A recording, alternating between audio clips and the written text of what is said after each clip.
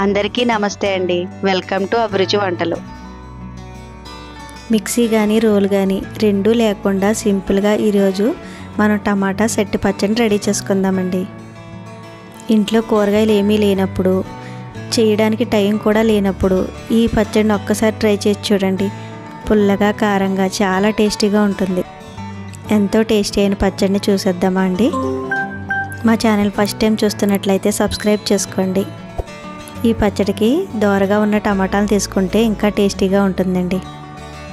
Stove పై కడాయి పెట్టుకుని కడాయిలో 3 table spoon oil వేసుకోండి. ఆయిల్ హీట్ అయిన తర్వాత మనం ముందుగా తీసుకున్న పచ్చిమిర్చిని టమాటాని చాలా చిన్ని ముక్కలుగా కట్ చేసుకొని తీసుకోండి. ఆయిల్లో ముందుగా పచ్చిమిర్చిని వేసుకొని కొద్దిసేపు వేయించుకోండి.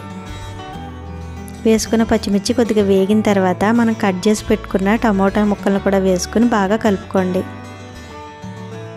టమాటా ముక్కల్ని బాగా కలుపుకొని ఆయిల్లోనే 2 నిమిషాల పాటు బాగా మగ్గించుకోండి.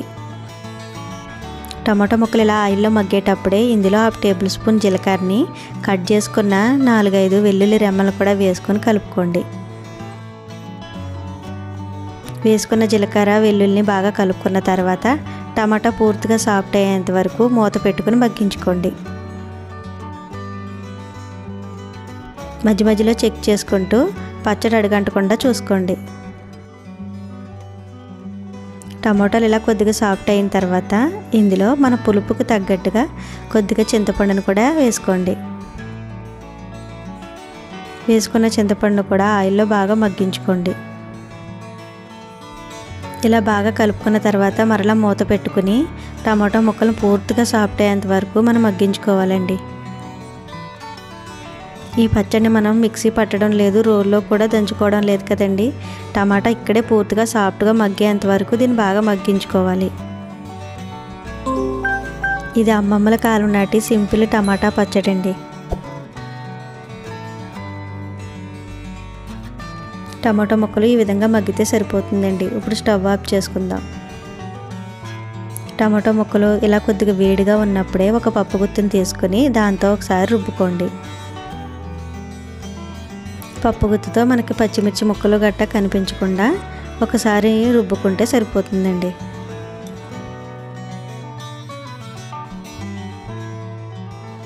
ఇలా రుబ్బుకున్న పచ్చడిలోని ఉల్లిపాయ ముక్కల్ని కొంచెం పెద్దగా తరుముకొని వేసుకుని మరొకసారి రుబ్బుకోండి. ఉల్లిపాయ ముక్కలు కూడా కలిసేలాగా ఒకసారి రుబ్బుకున్న తర్వాత ఇందులో రుచికి సరిపడా సాల్ట్ని యాడ్ చేసుకోండి. మీకు నచ్చితే ఇందులో సన్నగా తరిగిన కొత్తిమీరను కూడా యాడ్ చేసుకోవచ్చండి. ఇందులో ఉప్పు ముందు వేయకూడదండి. ముందు ఉప్పు వేస్తే నీరు వచ్చేసి టమాటా ముక్కలు నలగవు. పచ్చడి అంతా సిద్ధమైన తర్వాత మాత్రమే మీ రుచికి తగ్గట్టుగా సాల్ట్ని వేసుకొని ఒకసారి కలుపుకోండి. ఇంట్లో తక్కువ టైంలో ఏమైనా చేయాలి అనుకున్నా, కూర సరిపోకపోయినా ఈ విధంగా ఒక్కసారి ట్రై చేసి చూడండి.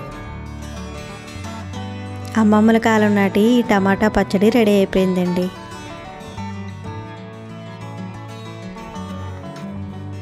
ఎంతో టేస్టీగా తక్కువ టైంలో అయిపోయి మిక్సీ కానీ రోల్ కానీ ఉపయోగించకుండా సింపుల్గా చేసుకునే ఈ టమాటా సెట్టి పచ్చడిని మీరు తప్పకుండా ఒకసారి ట్రై చేసి చూడండి.